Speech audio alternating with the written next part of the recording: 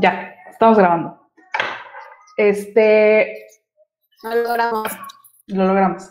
Para empezar, agradecerle a Fernanda Rivera, que es la primera persona que aceptó esta entrevista.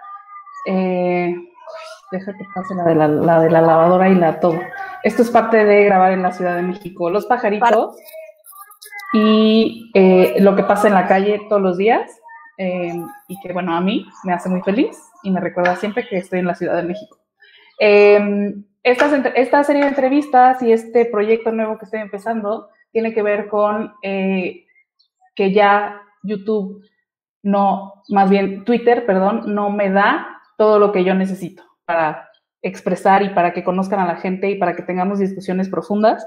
Entonces, pues por eso decidí que quiero que la gente que me sigue y la gente que sigue mi trabajo conozca a la gente chingona con la que yo he trabajado, quiero trabajar o que admiro su trabajo, ¿no? Y entre ellas hay muchas mujeres, algunos hombres, pero sobre todo mujeres. Creo que las mujeres estamos haciendo cosas bien chingonas en el país y a nivel nacional. Entonces, bueno, agradecerle a Fer que está aquí hoy conmigo y con nosotras. Y la neta es que quiero que la conozcan porque independientemente de todo, Fernanda y ella no lo va a aceptar, pero es una de las expertas más cabronas en infraestructura ciclista en el país y, sin temor a equivocarme, en toda Latinoamérica.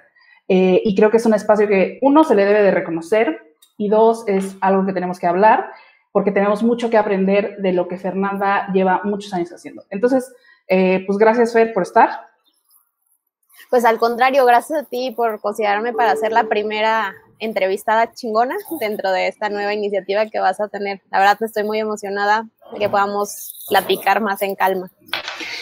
Perfecto. Pues bueno, para empezar, justo yo lo que quiero es que la gente sepa cómo empezaste en este mundo. Quiero que sepan que además de lo que, bueno, mucha gente que me sigue en Twitter sí sabe que yo me dedico a temas de movilidad urbana sustentable, sobre todo haciendo comunicación, proyectos, etcétera, y caminabilidad y género, ¿no? Cosas que tengan que ver con las mujeres. Y así Fer y yo es que nos conocemos, pero yo quiero que sepan cómo es que Fer inicia en este camino del activismo. El activismo. Bueno, yo soy Fernanda Rivera. Es bastante interesante mi historia. Yo era la persona más automovilista de esta ciudad, diciendo que lo puedo afirmar, porque me daba miedo salir del condominio en el que vivía al Oxxo de enfrente. Y solo lo hacía en el automóvil que me regalaron cuando cumplí 18 años para poder ir a la universidad. Y ese era mi máximo caparazón que sentía que tenía de la ciudad, ¿no? El miedo a caminar, el miedo a salir, el miedo a enfrentarme a lo que ocurría todos los días en la Ciudad de México. ¿Qué pasa? De niña también te movías en coche. No, es muy interesante. Mi mamá jamás aprendió a manejar, entonces no le gustan los coches, le dan pánico, pero toda mi vida me moví en taxi. Entonces todo mi movimiento era taxi de sitio que nos recogía en la casa, nos llevaba a la escuela, de ahí mi mamá se iba a trabajar, mi mamá me recogía de la escuela, nos regresábamos en taxi a su oficina para seguir haciendo la tarea y luego de regreso a la casa. Mi papá, como están divorciados mis papás, pues obviamente a él lo veía ciertos días a la semana, él sí tenía coche, pero siempre me llevaba como el amor por la Ciudad de México ha sido parte de lo que me transmitieron en mi casa, ¿no? Mi papá desde niña me llevaba a descubrir la ciudad, al centro histórico, a museos, me contaba la historia, Chapultepec, todos mis paseos con él eran en el espacio público. Pero conforme crecí, pues, terminé en un auto, pues que era el ideal de la familia, ¿no? Que yo pudiera tener un automóvil a los 18 años y me fuera a la universidad en él. Y durante la prepa usaba el transporte escolar, que también era una maravilla. Entonces, como que esa era mi dinámica. Entonces, al momento de tener un auto, pues yo me sentí protegida. Hasta que llegó un día que tengo un gran amigo que se llama Alejandro Morales, que también está inmerso en el mundo de la movilidad. Fuimos a Santa Fe a dar un taller sobre redes sociales en la universidad. Y cuando veníamos de regreso hicimos alrededor de 3 horas y media para poder regresar de Santa Fe hacia la zona central donde vivíamos. Él vivía en el Ajusco, yo vivía en Coyoacán. Y pasamos por los puentes de los poetas, donde justamente me dijo, mira, hay un colectivo que se llama Ciudad, que pintó esta línea para señalar una banqueta porque no hay espacio para la gente y este puente se construyó así. Y en ese momento para mí es como, ya sabes, el momento eureka. Le dije, wow, qué interesante, porque es un tema que jamás me había cuestionado, ¿no? El caminar, la banqueta, el tamaño, que un puente no tuviera espacio para las personas que caminan. Y en ese momento me puse a investigar muchísimo y conocí al colectivo Camina a Ciudad, que eso fue alrededor de 2011, abril de 2011. Me encantó la idea, me encantó lo que explicaban, que son políticas públicas. En ese momento yo estaba en la universidad, estudié en el Colmex Política y Administración Pública, y entonces me empecé a meter en todo el mundo de qué estaba pasando en temas de movilidad, en temas de ciudad, cómo desde la política pública podías empezar a incidir, y me uní al colectivo.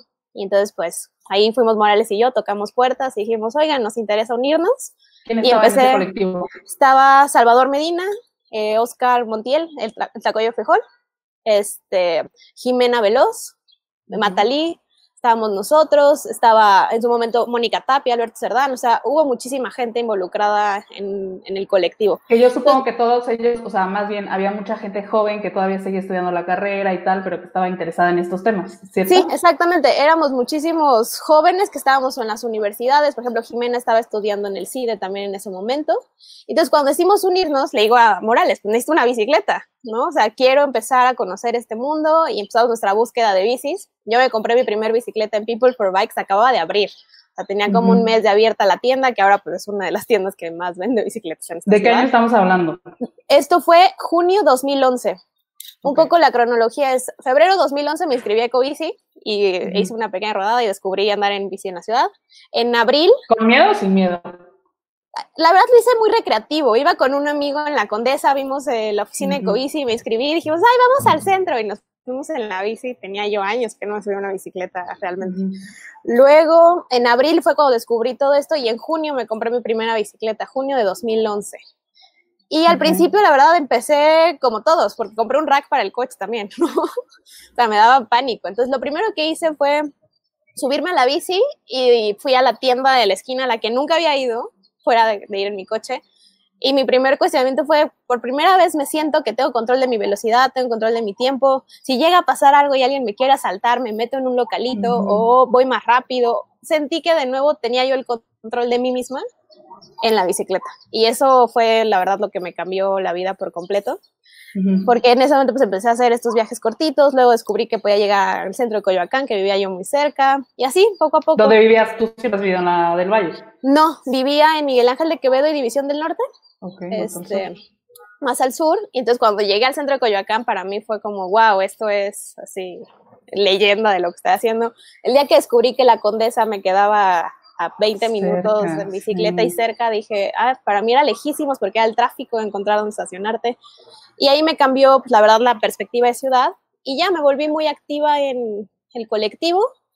Hicimos una gran intervención que fue el Wikicarril, que justo fue en junio de ese mismo año, y el Wikicarril se unía con una campaña que tenía ITDP en ese momento, que era el 5% por la bicicleta, y hicimos unos triángulos de prioridad ciclista afuera del Congreso de la Unión.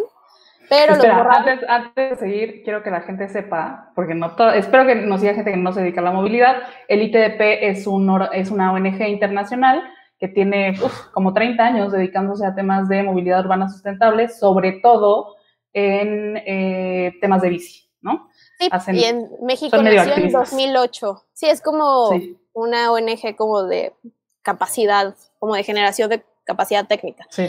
Entonces fue importante porque pintamos el triángulo y al siguiente día lo borraron. Entonces ahí la indignación subió enormemente porque es como, a ver, pintamos por primera vez un triángulo fuera del Congreso. Esto era 2011, ¿no? Pensamos que eso fue hace 9 años. ¿Quién era jefe de gobierno? ¿Ebrard? Fue la alcaldía. Entonces como que justo no sabíamos. Y entonces en esta dinámica iniciamos en Fondeadora, que también acaba de aparecer, una iniciativa para que la gente donara y pudiéramos pintar 5 kilómetros de infraestructura ciclista por el 5% del presupuesto destinado para la movilidad sustentable. Y pues así fue. Convocamos, juntamos alrededor de 13,000 pesos, me acuerdo, y con eso se hizo el balizamiento de 5 kilómetros de triángulo de prioridad ciclista sobre el Congreso de la Unión, lo cual pues fue toda una labor, y para mí la verdad fue entrar a este mundo.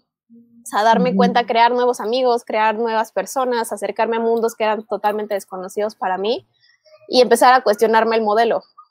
Me acuerdo de mis papás diciendo, sí, va a ser algo pasajero y lo de la bici se le va a pasar. Y pues aquí sigo con lo de la bici, con lo de la movilidad. O sea, 9 años después. 9 años después. Entonces ya seguí en el colectivo, después me tocó el último semestre de la universidad que nos íbamos fuera de la Importante, ciudad. ¿qué estudiaste para que la gente sepa que estudiaste? Estudié en el Colegio de México, la licenciatura en Política y Administración Pública. Muy bien. Porque desde niña he tenido una pasión por el servicio público, la verdad, lo tengo que confesar. ¿Por qué? ¿Por tu mamá? Por mi papá. Mi papá es economista, pero desde niña pues yo lo veía a diario leyendo el periódico, su amor por México, su amor por la ciudad, su amor por el país, es sí, algo que siempre me lo transmitió. Y de niña yo le decía que quería ser la primera mujer presidenta del país y que iba a estudiar ciencia política para ser una presidenta preparada. A los 9 años, ¿no? Era una niña bastante desquiciada. Y ahora logré estudiar eso y me encanta lo que hago. Me encanta el servicio público porque es tan gratificante ver que tu esfuerzo cotidiano se ve en las calles, que tu esfuerzo cotidiano se transforma en beneficio público. La verdad es que eso para mí es invaluable. Oye, pero a ver, estábamos justo tu último semestre de la universidad, ya estabas de activista ahí, armándola de pedo, haciendo carriles y todo, con un montón de gente que hoy muchos están en la función pública igual que tú, y transformando la ciudad, pero ¿cómo pasaste a ser funcionaria? O sea, ¿cómo fue ese brinco de salir de la universidad a ser funcionaria? Fue muy interesante, o sea, me fui de semestre de intercambio, que es el último semestre, estuve en París 6 meses, y cuando regresé, pues mi plan era ponerme a escribir mi tesis, pero en ese momento Iván de la Lanza publicó en Twitter como que estaban buscando, que si alguien estaba buscando trabajo, entonces yo le escribí, él me escribió, él me escribió justo diciendo, no, ¿Tú ya lo conocías? Yo lo conocí porque antes de irme de intercambio organizamos un foro de movilidad urbana sustentable en el Colmex, porque cada generación tiene que hacer algún foro y Morales y yo logramos que fuera de este tema.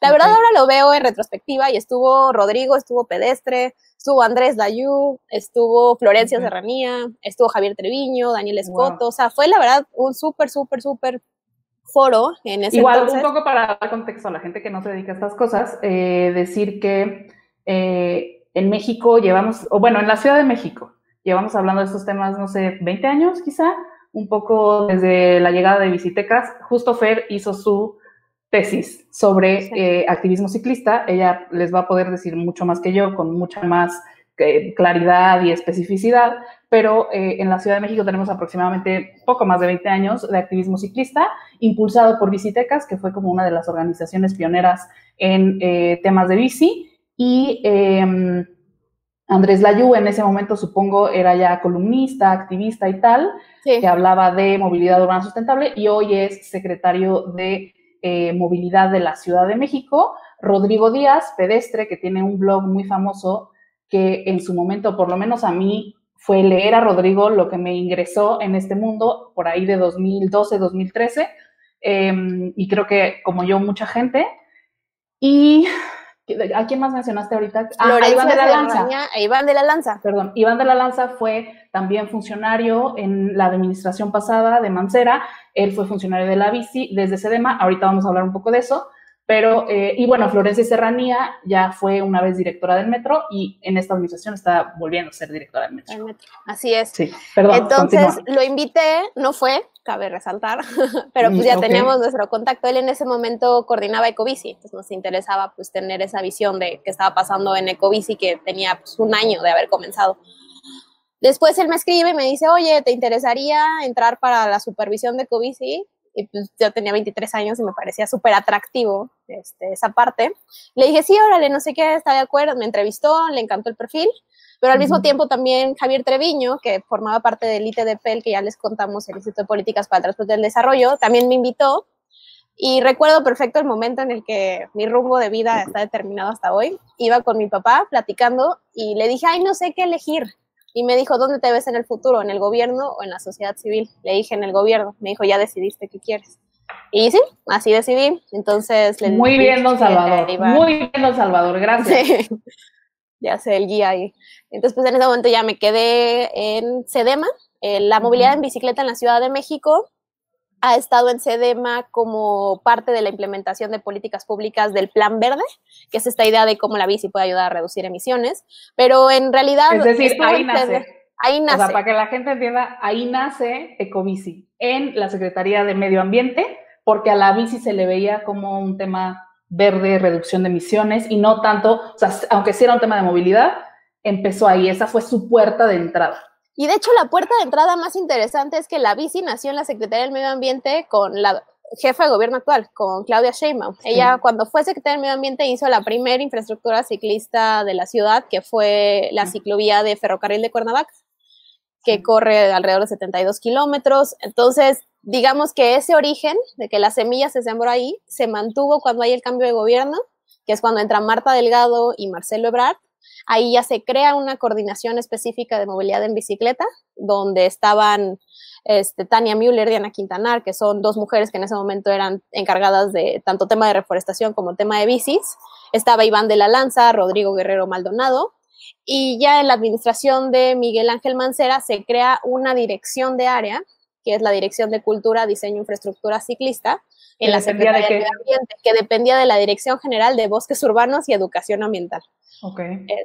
Justo estaba ahí inmerso en medio ambiente. Y ya, por último, en esta administración, la verdad es que es el momento adecuado con las personas adecuadas, se da el movimiento de traspasar todo lo de bicis a la Secretaría de Movilidad con esta perspectiva de una planeación de movilidad integrada. Entonces, esta es un poco la evolución y de eso trata mi tesis también. Ok. Y bueno, es importante también decir que en algún punto hoy Semovi, más bien Cetravi, que era Secretaría de Transporte y Vialidad, y que si volteamos a ver además a muchos otros municipios del país, podemos ver que pues normalmente hay secretarías así de transporte y vialidad o de, ¿no? Y que en los últimos años ha habido un cambio de cómo nombrar a esas secretarías, ya no se le ve solamente como la vialidad, sino que ya se le empieza a ver como un tema de movilidad y se empieza a hablar poco a poco de otros medios de transporte. Cetravi, ¿en qué año cambia a hacerse móvil? En 2015 más o menos, que es cuando se publica la ley de movilidad. O sea, eso fue en la administración anterior, justamente se da este cambio de Cetravi a Semovi. Todo inició un poco con el Programa Integral de Movilidad, que en ese momento Diana Quintanar era directora general de planeación en la Secretaría de Transporte y Vialidad. Entonces, todo este programa integral de movilidad, para mí yo acababa de entrar, yo entré en la administración de Marcelo y Marta en los últimos meses, en agosto de 2012, el 6 de agosto de 2012. O sea, tú entraste al final de Marcelo y estaba Marta Delgado de secretaria de Medio Ambiente. Okay. Me tocó el cierre de gobierno, pero ahí cuando yo entré, literal, hacía cosas de comunicación, veía los eventos, o sea, como que veía cosas que no tenían mucho que ver con mi carrera todavía. Luego se da el cambio de administración y es cuando Tania es secretaria de Medio Ambiente, Tania Müller, y Diana Quintanar queda directora general de planeación en la Cetravi, y empieza pues, toda esta inercia de planeación con esta perspectiva de empezar a hablar de modos no motorizados, peatones, personas que andamos en bicicleta, transporte de carga, o sea, era uno de los 6 ejes del PIM, y eso fue un primer acercamiento a eso. ¿Tú crees que tiene que ver evidentemente con la visión de Diana y de Tania, ¿cierto? Ayudó muchísimo, la verdad. O sea, el tener un discurso técnico tan fuerte también facilitó que hubiera esta discusión. Ese programa integral de movilidad fue mi primer acercamiento a la planeación. Entonces eran mesas de trabajo con distintos sectores. Recuerdo perfecto que era como cuando empezábamos a hablar de estos temas y yo pues, me ponían a participar y estaba entrando, entonces era como ir agarrando confianza. Pero sí, sin duda, sí hay o sea, esos dos planes fueron determinantes para la evolución que prosiguió, ¿no? O sea, el tener claro cuáles eran las acciones. Estuvo también el programa de acción climática de la Ciudad de México, donde ya también en estrategias de mitigación se hablaba de la movilidad no motorizada. O sea, como que empezó a ser transversal el tema. Entonces yo veo que sí tuvo una evolución muy clara la política pública ciclista. Pasó de ser un tema de sustentabilidad o medio ambiente para convertirse en un tema de movilidad sustentable. Entonces eso lo único que hizo fue fortalecer a esta política pública para poder traspasar sexenios. Pero ¿tú cómo crees que se logró eso? O sea, ¿cómo logramos pasarlo de un tema medioambiental a un tema de movilidad? Yo creo que la primera gran acción que hizo que la bici fuera considerada un modo de transporte es Ecobici. Para mí, Ecobici es una acción clave para empezar a ver la bicicleta no con un tema recreativo, no con esta visión de que no es para quien no puede acceder a tener un auto, que es lamentablemente una visión que es transversal en muchas ciudades de América Latina, pero Ecobici rompe ese estigma, porque alrededor del 60% que sabemos, las personas que usan ecobici, no usaban la bicicleta como modo de transporte antes de que existiera este sistema de bicicletas compartidas. Entonces empieza a subir a gente que no conocía qué era la bicicleta, la empieza a conocer, la empieza a disfrutar, la empiezan a utilizar como modo de transporte, la gente la empieza a usar porque alguien más de su trabajo se la recomienda. Entonces, como ese pequeño granito que fueron las 85 estaciones iniciales se convirtió en una catapulta para empezar a ver la bici como modo de transporte. Oye, a ver, entonces tú estás los 6 años en la Secretaría de Medio Ambiente con Tania Müller, que era la secretaria en ese momento. ¿Cuáles fueron, según tu visión y tu trabajo dentro de la Secretaría de Medio Ambiente y dentro de esta dirección que veía todo lo de la bici, cuáles fueron los grandes logros durante esos 6 años? Para mí el primer gran logro es haber creado una estructura de gobierno. O sea, el tener una estructura de gobierno que no existía. O sea, pasamos de tener una pequeña coordinación de la estrategia de movilidad en bicicleta, que era personal de honorarios contratado y que trabajaba por este tema, a tener realmente una estructura que era una dirección de área con capacidad de decisión, con capacidad técnica, con capacidad de gestión. Entonces, para mí ese es un gran primer logro, ¿no? Que ya tuvieras algo realmente creado, pero que al mismo tiempo este nuevo ente estructurado y administrativo tenía la experiencia de implementación. Entonces lograbas tener lo mejor de los dos mundos, saber cómo implementar, porque los 6 años anteriores pues se hizo ecobici, el paseo dominical, las primeras infraestructuras ciclistas, etcétera, a poder tener una estructura. Segundo, la verdad es que la gran ventaja de haber estado en medio ambiente todos estos años es que era muy fácil implementar. O sea, era una de las prioridades de la Secretaría, para ambas secretarias, tanto como para Marta Delgado como para Tania Müller, el tema de la movilidad en bici era una prioridad. Entonces era prioridad en inversión, prioridad en presupuesto, prioridad en ejecución, prioridad en que el proyecto se siguiera llevando a cabo. Eso yo creo que ayudó muchísimo a fortalecer el núcleo de esta política pública, ¿no? Que sí hubiera acciones reales, que sí hubiera beneficios tangibles para la sociedad y que sí hubiera una apropiación social de lo que se estaba haciendo. Y por último, a mí uno de los proyectos más bonitos que me encantan son los biciestacionamientos masivos, porque fue la llegada de a la periferia de equipamiento ciclista, ¿no? Entonces este impacto a mí creo que la gente que los usa los valora mucho, pero no todo el mundo conoce los biciestacionamientos de Pantitlán, el de La Raza, que pues son grandes proyectos en el que la gente de la periferia se ve beneficiada en poder ahorrarse el primer y último tramo de viaje. Entonces creo que empezar a dar esta infraestructura de calidad en la periferia y un gran impulso que dio Tania, la administración anterior a mí me parece, es a generar capacidades en el equipo. O sea, a creer en las personas que formaban parte del equipo. Por ejemplo, yo en su momento, yo entré siendo supervisora de ecobici. Cuando entra Tania de gobierno, llego a ser coordinadora de ecobici, me toca ver la expansión con todo el equipo de trabajo que teníamos ahí, Ireri, Diego, o sea, Roberto, hacer toda una planeación. Luego me pide estar en la subdirección de cultura y uso de la bicicleta, el paso dominical y las biciescuelas. Ahí aprendo muchísimo de un área que la verdad es muy operativa con Sergio, un equipo que lleva desde el paseo número 1 operándolo y después en la dirección con todo el equipo de infraestructura. Pero como esta parte de impulsar al equipo, porque creo que ese es el gran éxito también de lo que hemos hecho, se ha logrado en estos años, es que hay un equipo apasionado. O sea, somos un grupo de funcionarias y funcionarios jóvenes, que la mayor parte usamos la bicicleta como modo de transporte, que tenemos este interés genuino en que las políticas públicas se elaboren, que estén puestas en calle. Entonces, eso también siempre ayuda muchísimo a que en la medida de nuestros alcances, pues podamos ejecutar los distintos temas. A ver, ¿y cuáles? Ay, perdón. No, adelante. ¿Cuáles fueron las grandes dificultades? Siempre es difícil un tema tan nuevo. O sea, creo que ir contracorriente de cierta manera siempre es complicado porque pues es ir abriendo brechas, ¿no? O sea, abriendo brecha de un tema en el que parecía irrelevante. O sea, hace 20 años si alguien le decía, ay, en la Ciudad de México debería de haber un sistema de bicicletas en la calle, es como, ¿qué? ¿De qué estás hablando? Eso es irreal, ¿no? En la ciudad no va a pasar. Pero ir abriendo brechas, ir cambiando discursos, porque hay dos complejidades, ¿no? Las complejidades internas, es decir, lidiar con otras dependencias en las que este tema no era relevante hace algunos años, como, pues, ¿de qué me estás hablando? Claro que no, hay que dar más capacidad vial, ¿cómo vamos a quitar un carril? Hasta también lidiar hacia afuera. O sea, a veces nos cuesta trabajo recordar que en los viajes de movilidad en bici sigue siendo un porcentaje bajísimo. del total de viajes de la Ciudad de México. 2%, ¿no? 1.4%, son 241,000 viajes al día, más o menos. Okay. Entonces, cuando sales a la calle también como funcionario público a la implementación real de este tipo de proyectos, pues te enfrentas ante una oposición, porque para la mayoría este tema no es relevante hoy. Claramente me queda claro que tenemos que seguirle apostando porque lo que hay somos usuarias y usuarios potenciales de la bici y que seguir impulsando la infraestructura va a sacar a la gente a la calle y eso no está en duda. Pero justo tenemos que ir batiendo estas inercias y es pues ir como abriendo frentes y abriendo brechas y conforme pasan los años se vuelve más fácil. Yo llevo 8 años trabajando en el gobierno de la ciudad y sí ha sido cada vez más fácil tener que convencer a menos gente que lo que estás diciendo no está tan descabellado, ¿no?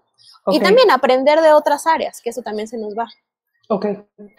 Ya, porque ya casi te tienes que ir y no me quiero tardar mucho. Por último, ¿no? ¿No me preocupo tanto? No tanto. Ok. Lo que te quiero preguntar es, ¿cómo ha sido la transición? O sea, ¿tú qué cambios has visto de la administración pasada a esta? Digo, yo entiendo que además aprendiste mucho en la administración pasada, pero evidentemente hay unos cambios totales y completos en la visión, en la voluntad política, ¿no? Entonces quiero que me cuentes de eso para que ya pasemos un poco a que me digas qué están haciendo. Pero primero dime, ¿qué grandes cambios ves de la administración pasada a esta administración? Yo veo un cambio enorme.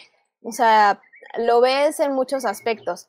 El primero es el momento adecuado para que la bici se fuera a CEMOVI. O sea, me parece que la elección y la decisión de Andrés como secretario de Movilidad y de la jefa de gobierno de hacer esta transición de ya las bicis no van a estar en CEDEMA, se gradúan y ahora sí van a poder pasar a CEMOVI, fue el momento adecuado con las personas adecuadas. Entonces yo creo que ese es un tema fundamental, porque por primera vez estamos sentados en la misma mesa, en las mismas discusiones. El tema de la movilidad en bicicleta ya no se ve como una visión de la bicicleta aislada, que la verdad durante mucho tiempo pues era la batalla desde medio ambiente, como oigan, no se olviden de nosotros las bicis.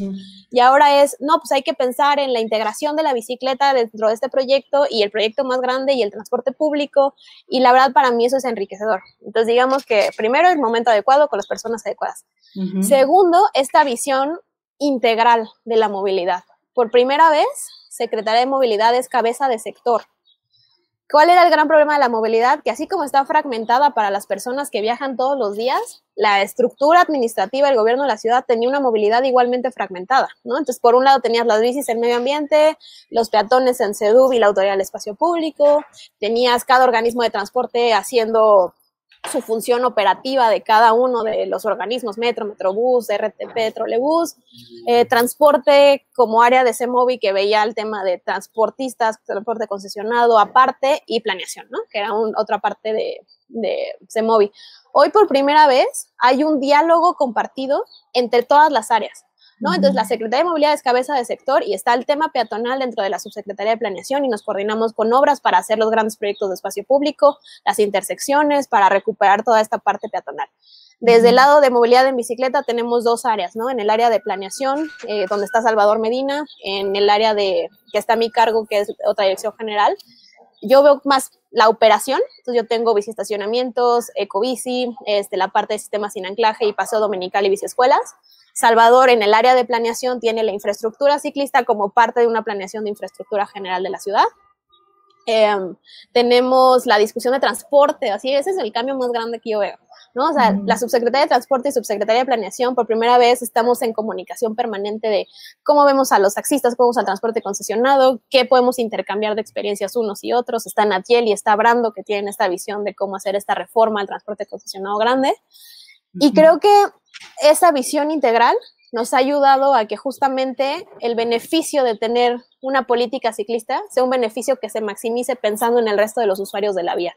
Ya no solamente pensar en quienes usamos la bicicleta, sino en justamente cómo la bicicleta se integra para beneficiar el resto de los patrones de viaje que tenemos en la ciudad. Y tercero, nunca había visto tanto presupuesto en todo este tiempo que yo llevo trabajando.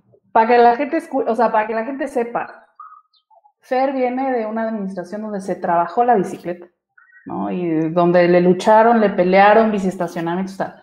Y es la primera vez que ves tanto presupuesto asignado a la bicicleta, ¿cierto? Sí, no, para mí cuando vi 2019 fue como, wow, creo que ese es el presupuesto que hemos tenido durante muchos años. Y de nuevo, lo que dices es muy cierto, ¿no? O sea, el trabajo que hicimos en Secretaría del Medio Ambiente, sin duda hubo un gran compromiso de Tania, de la secretaria, de conseguir el presupuesto, de que Covici no se detuviera, que creciéramos. Pero lo que yo vi en 2019 fue realmente, yo creo que es un posicionamiento claro de qué relevancia tenía. Nada más, long story short, fueron casi 50 millones de pesos para hacer biciestacionamientos. Hicimos 4 biciestacionamientos, que fue lo mismo en 2019. Que se hizo 2019, que fue lo mismo que se hizo toda la administración anterior. Entonces, ¿por el en un mismo solo costo? año. Sí. O sea, en costos están relativamente similares. En 6 años, de 2012 a 2018, se hicieron 4 biciestacionamientos con un costo de 50 millones de pesos. En tanto, solo en 2019 se hicieron otros 4 biciestacionamientos por esos 50 millones de pesos. Así es. O sea, ese fue mi estándar de, ya entendí qué estamos haciendo. Segundo, pues mantuvimos Ecobici, que es la operación, pero también cuestionamos lo que está pasando en Ecobici, vamos a hacer una licitación pública internacional para cambiar el modelo y poder maximizar el beneficio público de la inversión que tiene este programa hoy en día. Lo vi en infraestructura, creo que es innegable. La verdad, construir 88 kilómetros, independientemente de la cantidad. Quitemos cuántos kilómetros son. Para mí fue clave llegar a Tláhuac. O sea, poder tener esta cercanía con grupos de la periferia. Trabajamos con Bitla, hicimos recorridos para ver dónde iba a estar el biciestacionamiento. El biciestacionamiento va a tener una biciescuela una vez que esté concluido. Toda la infraestructura, hicimos recorridos de cuáles eran las propuestas que tenía CEMOVI. Después de esas propuestas, ellos nos dijeron, oye, aquí no, mejor acá, porque esta es la calle que más usamos. O sea, fue un trabajo realmente directo que hizo toda el área ya después de Salvador de infraestructura, directo con el grupo ciclista, que ellos nos ayudaron a las asambleas con los vecinos para explicarles, porque hay que tener claro, o sea, para la zona de Tláhuac, tener un cruce seguro era algo nuevo, tener infraestructura ciclista era algo nuevo, como que son estas cebras verdes, ¿no? Porque la infraestructura que se construyó tiene el mismo estándar que tiene la infraestructura de Bucareli. Entonces, también ese esfuerzo a mí me parece, pues, clave, porque es acercarte a los grupos que normalmente no son escuchados, ¿no? O sea, Bitla es un grupo de una sociedad, para quien no lo conoce, es una asociación de ciclistas que hace rodadas en Tláhuac y su objetivo es que la gente conozca Tláhuac, que la verdad es precioso, ¿no? O sea, yo no me había acercado, no conocía Tláhuac, hasta ese día que hicimos esos recorridos en bicicleta, tiene zonas lacustres impresionantes, etcétera. Entonces sí ha sido, pues, trabajar directamente con los grupos en campo, al menos la experiencia de Tláhuac que me parece algo replicable además. Oye, y, o sea, yo que soy ciclista, aunque no lo crean, yo soy ciclista, o sea, el 90% de mis viajes los hago en bicicleta. A mí una cosa que me impresionó y que te quiero preguntar es como de quién fue la idea, cómo se planificó y tal, fueron las suturas. O sea, cuando yo vi las suturas dije, wow, o sea, están conectadas. O sea, las suturas es una idea que es básicamente conectar la infraestructura ciclista existente con suturas, ¿no? Como con curitas que van pegando esa infraestructura. Y cuando yo recorrí suturas, he recorrido, no sé, yo creo que 2 o 3 suturas, no sé cuántas sean, pero tú nos dirás. Quiero saber de quién fue esa idea, cómo ha sido implementar, cómo han visto, cómo se han sentido, qué respuesta han recibido. O sea, a mí me impresionaron las suturas, pues eso, preguntando por las suturas y después sobre ciclovías.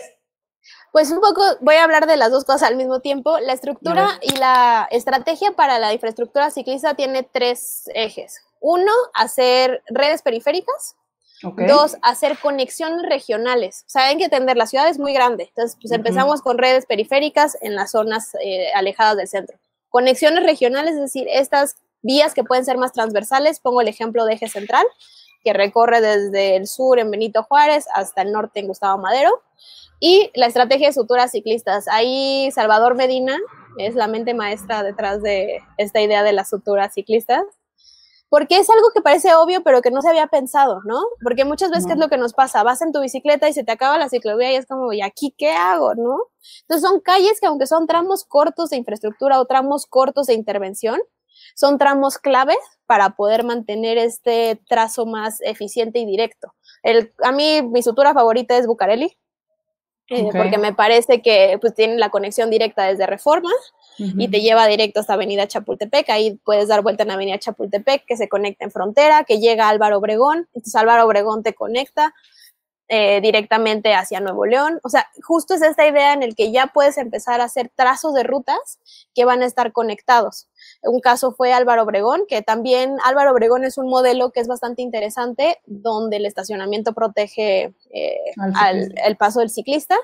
Tenemos el caso de Diagonal 20 de noviembre. Esa de sutura la amo. O sea, es impresionante. Yo siempre esa es la que yo usaba todos los días para ir de mi casa en la del Valle al Zócalo, y la usaba cuando tenía que ir a alguna reunión y decía, es que aquí evidentemente esto debería de conectar. Entonces ahora tienes eje central, te das vuelta en Diagonal 20 de noviembre, tienes infraestructura ciclista confinada en ambos lados, hubo incluso intervenciones urbanas con grafitis de temas ciclistas ahí a lo largo del corredor, y te conecta directamente a 20 de noviembre.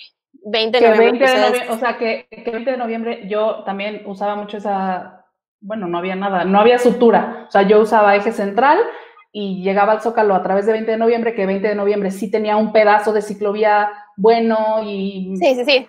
Pero no había manera de meterse desde Tlalpan, o sea, más bien, no que fueras en la bicicleta en Tlalpan, pero venían los coches rápido de Tlalpan, y entonces meterte a la ciclovía que estaba del otro lado era un problema. Yo amo esa sutura. Me encanta. No, la verdad es que es una maravilla, y pues justamente es esta visión de cómo vamos haciendo red en la zona central.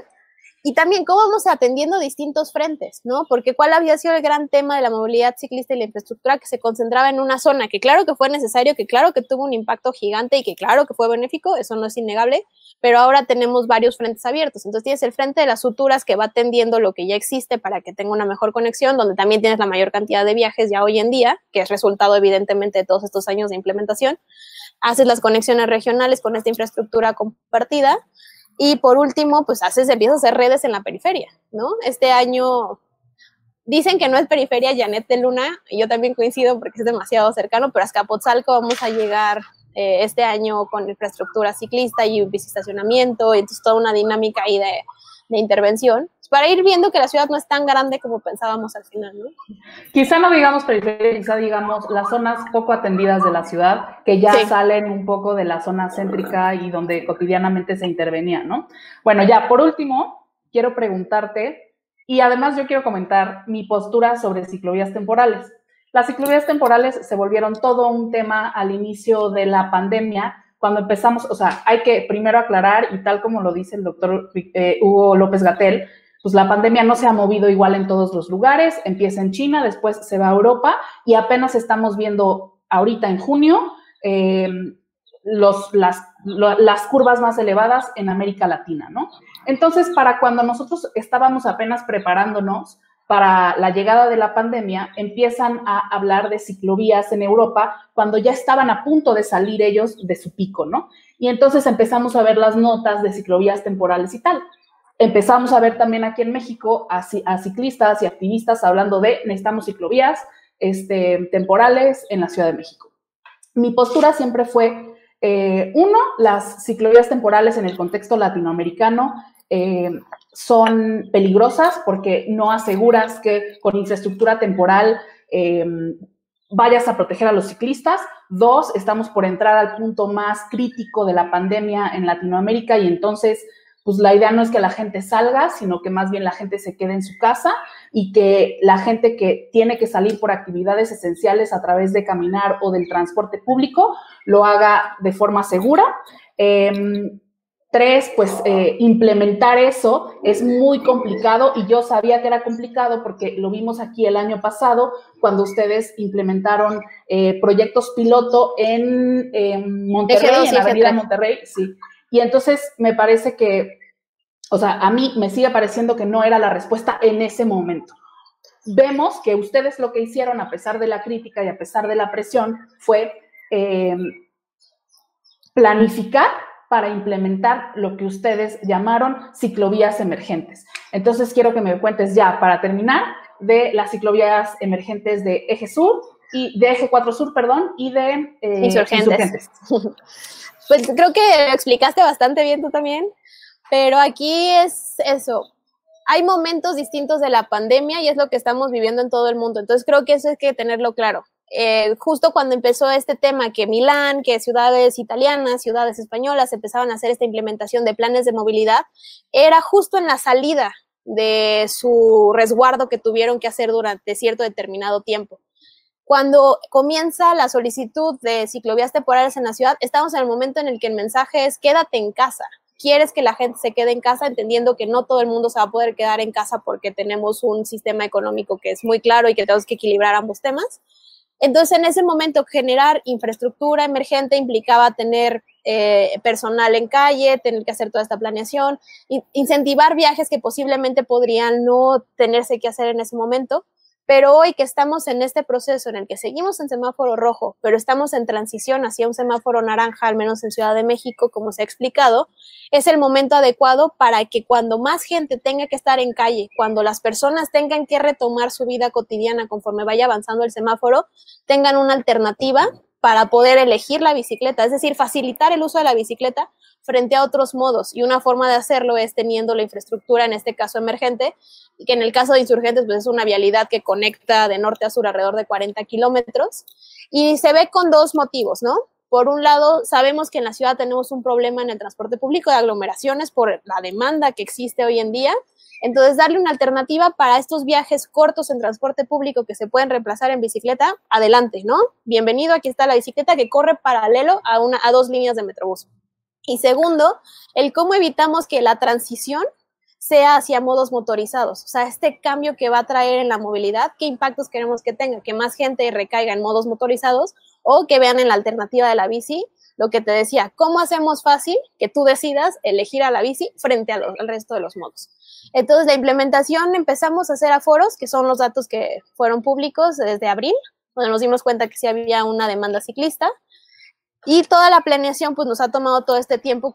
¿Cuál es el resultado? Tener una infraestructura que no solamente fue la colocación de conos y trafitambos, como normalmente se hace en el Paso Dominical o en los pilotos que hicimos incluso en Eje 2 y Eje 3, porque eso es operativamente complejo. O sea, poner y quitar materiales todos los días, en qué horas, cuánto personal, hacer la carga de descarga todos los días es desgastante operativamente.